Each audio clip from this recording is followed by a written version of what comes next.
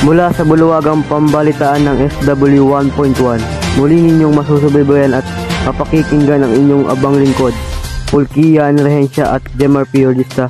Sa programang Komento Mo, sasagutin namin dito.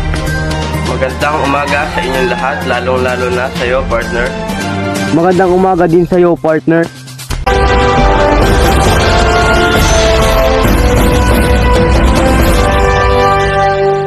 Partner, napapanahon ngayon ang isyung usapan patungkol sa lumalaganap sa ating kahirapan noong nagkaroon tayo ng krisis na tinatawag nating COVID-19 disease. Nawalan ng iba sa atin ang mga mapagkakabuhayan at pambili ng makakain nila para sa kanilang pamilya. Oo nga, partner, kailangan silang bigyan ng ayuda upang may makain sila sa kanilang pang-araw-araw, di ba, partner? Tama, Krian. Huwag lang ito mawala ng makakain nila sa pang-araw-araw, lalo na ang malalapit ang bahay sa mabubundok na lugar at kailangan din ng suporta ng gobyerno.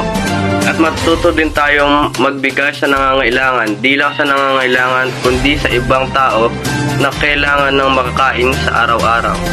Partner, dapat tayong tumulong sa ating kapwa, lalo na sa lagay natin ngayon na pamahal na ng pamahal ang mga bibilhin, lalo na sa merkado na kung saan madaming tao na din ang dumadagsa para lang makapamili ng kanilang makakain kahit pa ito ay ganon kamahalan.